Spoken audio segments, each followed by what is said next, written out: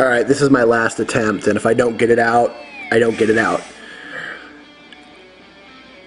My experiences in Northern California are very frustrating. I can remember meeting with these two women. I can remember having day-long conversation with them.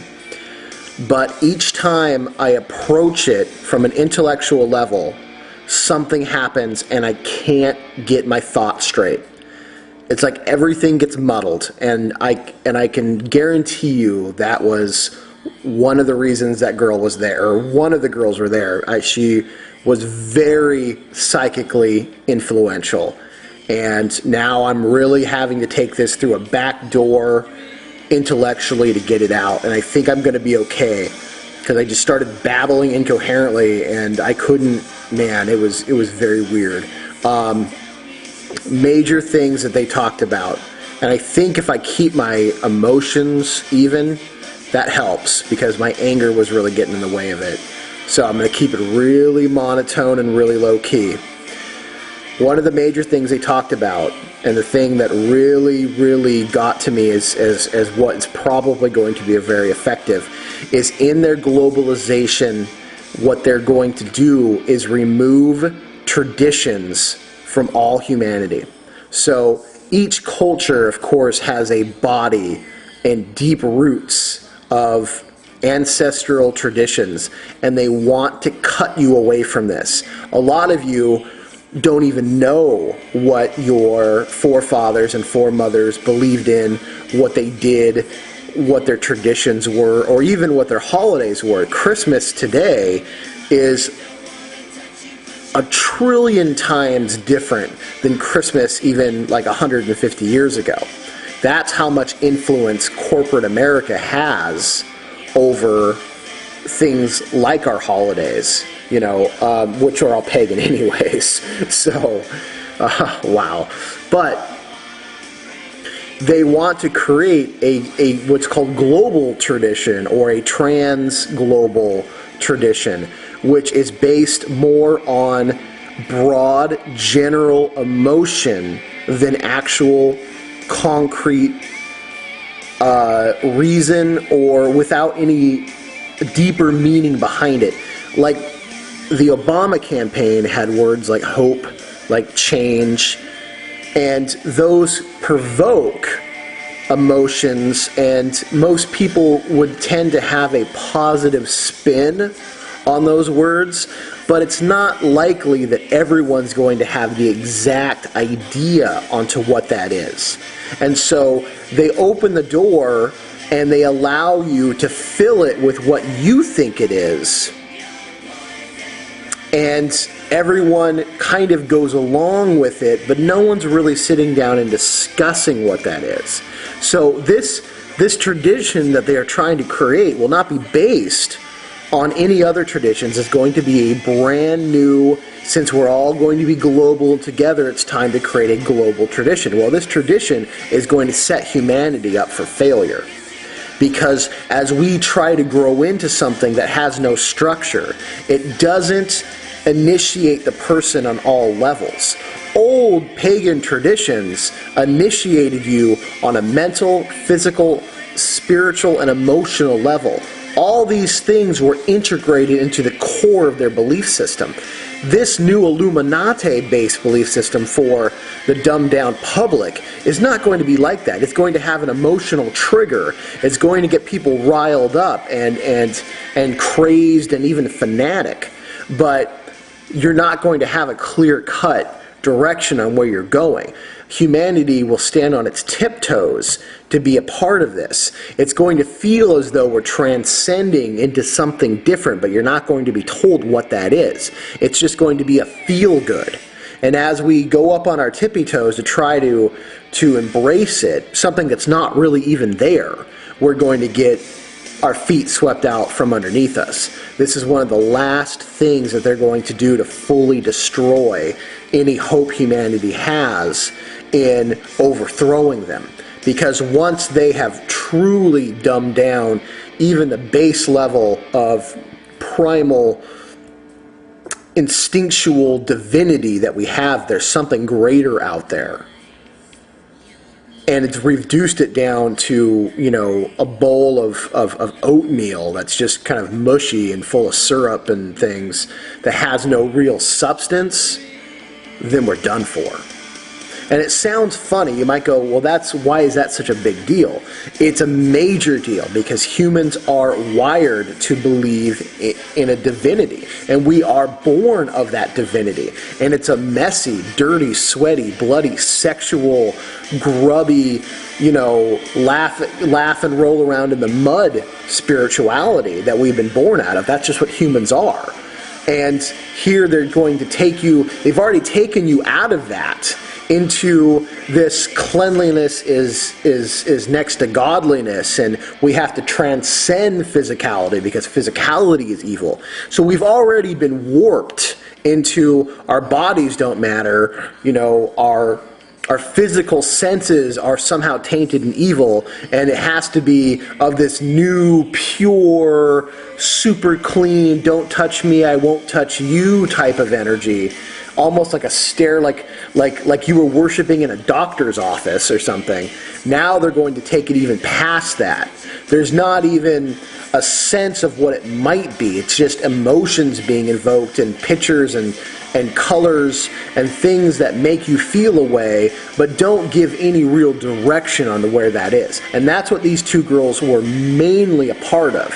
Their branch of the Illuminati was creating a baseless, foundationless spirituality of transhumanism. Their other particular object is to create the idea of what transhumanism is. It's weird that you have a spirituality that's undefined, but now they want a movement that's highly defined. So now you have transhumanism, which they really want a physical human body crawling with nanotechnology, where you are merged with different electronic devices all running through a singular neural net. And now, honestly, we're talking kind of like the Borg in a lot of ways. The flesh isn't good enough. Now it has to be maintained with technology. And I guarantee you it's technology that they can hack into. And it's technology that's going to create sort of a dumbed-down hive mind. I was told by a spirit a while ago that the internet is the physical manifestation of the neuroastral network that we are all connected to. And that because we are so out of our physical senses, that we are so out of our minds, almost splitting into a spiritual schizophrenia, humanity just really has no clue left of what its origins were. And therefore, it's like we're sitting at this old-timey computer device that was built specifically and specialty for humans.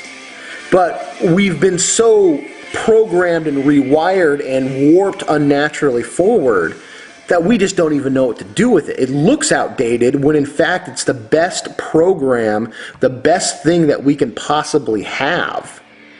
And it's collecting dust and sitting in a corner and probably has, a jacket thrown over it. And here we are trying to ram cell phones up our ass, and we're forgetting what it even was to be human in the first place.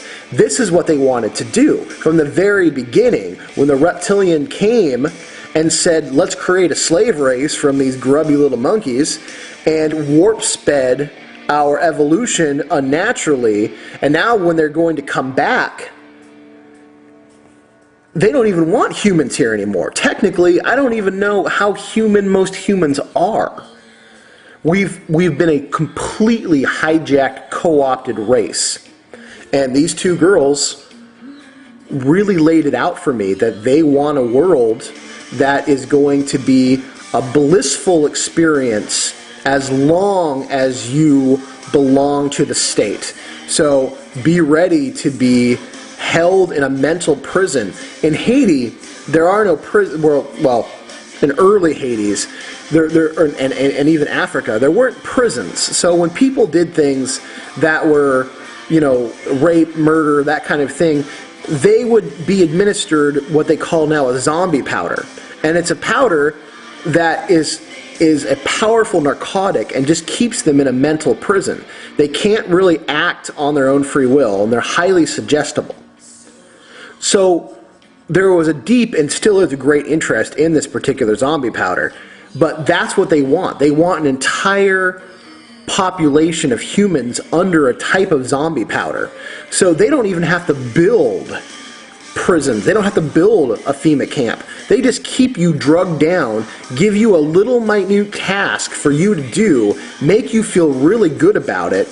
They will match you in whatever capabilities you have left to a perfect mate, and you will just kind of go about your little muling existence, pop out a kid, which they'll take from you, raise in the way that they're doing it, and then pop them back out when they're of a certain age, and then live off the sweat of your happy, dumb little toil. That's what they want. That's exactly what they want. And they know that by introducing this baseless, purely emotional-based type spirituality, where you are a happy slave, that any human that starts to produce individual free-thinking thought will be crushed by the herd. And the masters won't have to come down and do a goddamn thing, because the cows got together and crushed the one that told them they shouldn't be cows. They want you to not only build your own mental, spiritual, energetic prison. By the time they're done with you, they want you to not only maintain it, but also keep up with protocol. So you will build it, clean it, maintain it, and live in it. And it's your own prison. And they just sit and watch and laugh. And they will use the super technologies that they have to go explore the stars. That's their plan. I know that once their true masters get back, all the Illuminati are going to be are the new fuck puppets and meat slabs for their true reptilian masters to actually munch on. These girls told me in no uncertain terms that these so-called ruling families have been under the direction of primarily interdimensional beings for the last 1,000 years, at least, and more knowingly so in the last 500.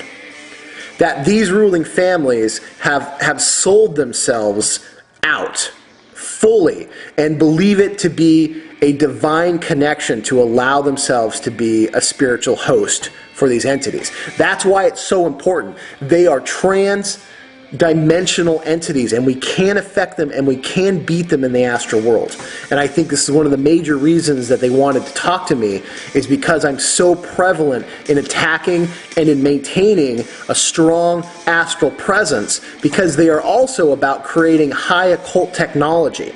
Magic is the original science, and the deeper science gets, the more magical it becomes. And I think they really wanted to know a lot of my ideas and to pick through my brain. And there's a lot more stuff that starts coming out, but let me try and do part 2.